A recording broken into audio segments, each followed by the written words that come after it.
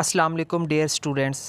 आज के लेक्चर में हम बात करेंगे इक्वेशन ऑफ कॉन्टिन्यूटी की। इक्वेशन ऑफ कॉन्टिन्यूटी एक काफ़ी इंपॉर्टेंट टॉपिक है इलेक्ट्रोडायनामिक्स के अंदर, इलेक्ट्रिसिटी एंड मैग्नेटिज्म के अंदर।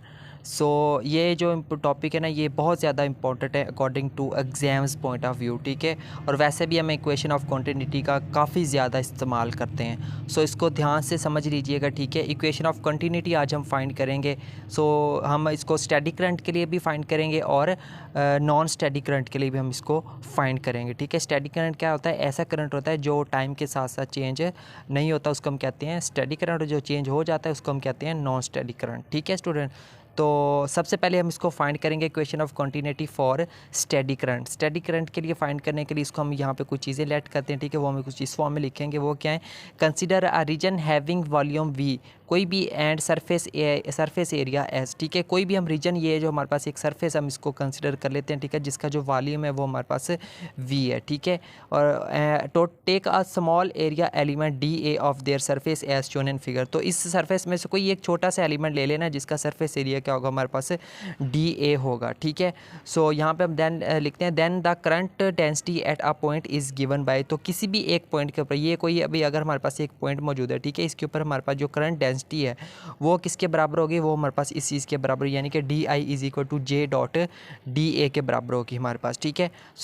Then total current flows through volume V is given by. तो इस पूरे वॉल्यूम वी में से जो टोटल करंट फ्लो करने वाला वो किसके बराबर होगा? वो हमारे पास होगा surface integral J dot D ए, ठीक है। हमें पता है कि यहाँ पे जो डेरिवेटिव ये किसी भी एक स्मॉल एलिमेंट के लिए डोनेट कर रहा है करंट को, और पूरी अगर हमने सरफेस के लिए लेना तो उसके लिए हम क्या यूज़ करते हैं? सरफेस इंटेग्रल का यूज़ करेंगे। तो ये हमारे पास होल सरफेस के लिए, होल वॉल्यूम के लिए हमारे पास आ चुका है, ठीक है। I is equal to surface integral J dot D A आ चुका है, ठीक है। हम यहाँ पे लिख सकते हैं if the current remains constant. अगर हमारे पास जो करंट की वैल्यू अगर वो कांस्टेंट रहे तो इसका मतलब है यहाँ पे ये करंट की, ये इसको हम जगह पे हम क्या लिख सकते हैं? ज़ीरो लिख सकते हैं, ठीक है। यहाँ पर हमारे पास जो करंट डेंसिटी का यहाँ पे surface integral J dot D A किसके बराबर आ जाएगा? ज़ीरो के बराबर आ जाएगा, ठीक है। इसको हम कह देते हैं इक्वेशन नंबर 1। उसके बाद देखें, इसके ऊपर अगर हम गॉस डाइवर्जेंस थ्योरम अप्लाई करें, ठीक है, तो according to Gauss divergence theorem, Gauss divergence theorem क्या होता है? गॉस डाइवर्जेंस थ्योरम हमारे पास सरफेस इंटेग्रल को वॉल्यूम इंटेग्रल में कन्वर्ट करने के लिए हम यूज़ करते हैं गॉस डाइवर्जेंस थ्योरम का। और ये क्योंकि हमारे पास एक सरफेस इंटेग्रल है, इसको भी हमने वॉल्यूम इंटेग्रल में कन्वर्ट करना है, तो वॉल्यूम इंटेग्रल में कन्वर्ट करने के लिए हम यूज़ करेंगे Gauss divergence theorem. According to Gauss divergence theorem, surface integral J dot D A किसके बराबर होता है? हमारे पास होता है volume integral del dot J, यानी कि divergence of J into D V के बराबर आ जाता है, ठीक है। इसको हम क्या देते हैं? Equation number 2। हम नेक्स्ट लिखेंगे by comparing 1 and 2। Equation number 1 और इक्वेशन नंबर 2 को जब हम कंपेयर करते हैं, ठीक है, तो हमारे पास क्या आता है? हमारे पास ये जो चीज़ है ये किसके बराबर आ जाएगी? हमारे पास ज़ीरो की इक्वल हम इसको लिख सकते हैं, ठीक है। तो ये आ गया हमारे पास volume integral divergence of J D V is equal to zero, ठीक है। बाई डिफ्रेंशिएट, अगर इसको हम डिफ्रेंशिएट कर लेंगे तो फिर हमारे पास जो इंटेग्रल है वो ख़त्म हो जाएगा, तो हमारे पास क्या बचेगा? Del dot J is equal to zero बचेगा, ठीक है। इसको हम क्या देते हैं? Equation number 3। और ये इक्वेशन हमारे पास क्या कहलाती है? इक्वेशन ऑफ कॉन्टिन्यूटी कहलाती है फॉर स्टैटिक करंट। हम लिखेंगे this equation is called equation of continuity for static current. तो स्टैटिक करंट के लिए हमने इक्वेशन ऑफ कॉन्टिन्यूटी फाइंड कर ली है, जो कि हमारे पास आई है del dot J is equal to zero, या फिर हम इसको पढ़ते हैं divergence of current density is equal to zero, ठीक है। तो ये हमारे पास आ चुकी है equation of continuity for static current. अब हम इक्वेशन ऑफ कॉन्टिन्यूटी फाइंड करेंगे for non static current. Non static current के लिए हम इक्वेशन ऑफ कॉन्टिन्यूटी को स्टार्ट करते हैं फाइंड करना। तो इसके लिए हम यहाँ पे ये थ्योरी लिखेंगे for a non static current the current density depends upon both on position and time. किसी भी नॉन स्टैटिक करंट के लिए जो हमारे पास जो करंट डेंसिटी होती है ना, वो दोनों चीज़ों के ऊपर डिपेंड करती है, यानी कि पोजीशन के ऊपर भी डिपेंड करती है और टाइम के ऊपर भी डिपेंड करती है।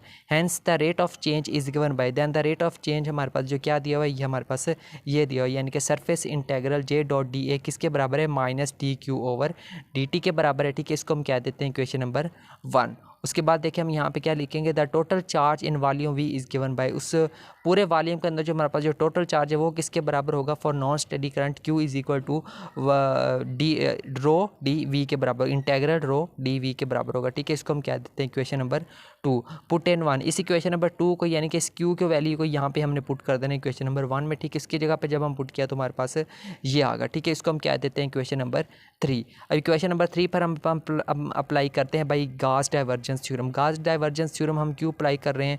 क्योंकि जो है गाउस डाइवर्जेंस थ्योरम को हम सरफेस इंटीग्रल को वॉल्यूम इंटीग्रल में कन्वर्ट करने के लिए यूज़ करते हैं, या फिर वॉल्यूम इंटीग्रल को हम सरफेस इंटीग्रल में कन्वर्ट करने के लिए भी हम यूज़ कर सकते हैं। फिर हमारे पास ये जो एक है हमारे पास सरफेस इंटीग्रल है, इसको हमने वॉल्यूम इंटीग्रल में कन्वर्ट करना है, क्योंकि हमारे पास राइट हैंड साइड में भी हमारे पास जो है वो वॉल्यूम इंटीग्रल है। सो इस सरफेस इंटीग्रल को वॉल्यूम इंटीग्रल में कन्वर्ट करने के लिए हम यूज़ करेंगे गाउस डाइवर्जेंस थ्योरम। ठीक है, सो गाउस डाइवर्जेंस थ्योरम के मुताबिक हमारे पास जो जो है वो हमारे पास जो क्या नाम इसका, जो इसके ऊपर जब हम अप्लाई करेंगे तो वो किसके बराबर आ जाएगा, इस चीज़ के बराबर आ जाएगा। ठीक है, तो वो मैंने यहाँ पे डायरेक्ट लिख दिया है, volume integral del dot J into D V is equal to this factor. ठीक है, ये वाली टर्म हमने यहाँ पे लिख दी है। ठीक है स्टूडेंट, तो ये अगर ठीक है, अब यहाँ पे ये वाली टर्म राइट हैंड साइड पर माइनस है तो लेफ्ट हैंड साइड पर जाकर क्या हो जाएगी, यहाँ पर हमारे पास प्लस हो चुकी है। ठीक है, अब इन दोनों टर्म में देखें, यहाँ पे हमारे पास वॉल्यूम इंटीग्रल दोनों टर्म्स में आ रहा है, तो वॉल्यूम इंटीग्रल को भी हमने यहाँ पे कॉमन ले लिया, और यहाँ पर भी देखें दोनों टर्म्स के अंदर यहाँ पे डी वी आ रहा है, यहाँ पर भी डी वी आ रहा है, तो डी वी को भी हमने क्या कर लिया, यहाँ पे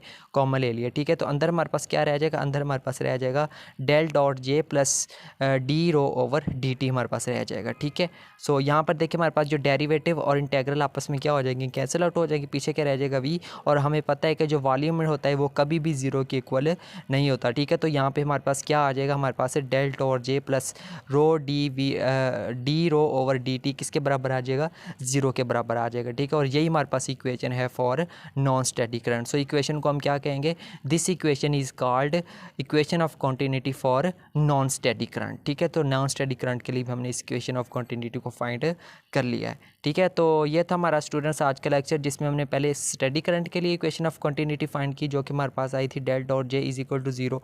उसके बाद हमने नॉन स्टडी करंट के लिए हमने इक्वेशन ऑफ कंटिन्यूटी फाइंड किया, जो क्या ये हमारे पास del dot J plus D rho over D T is equal to zero. So हमने ये बोथ टाइप्स ऑफ करंट के लिए हमने इक्वेशन ऑफ कंटिन्यूटी को फाइंड किया है। सो इस पेज का भी आप स्क्रीनशॉट यहाँ पर ले सकते हैं। ठीक है, तो ये था स्टूडेंट्स हमारा आज का लेक्चर इक्वेशन ऑफ कंटिन्यूटी। उम्मीद करता हूँ बिल्कुल अच्छे तरीके के साथ क्लियर हुआ होगा। सो मिलते हैं नेक्स्ट लेक्चर में किसी और टॉपिक के साथ, तब तक के लिए टेक केयर एंड अल्लाह हाफिज़।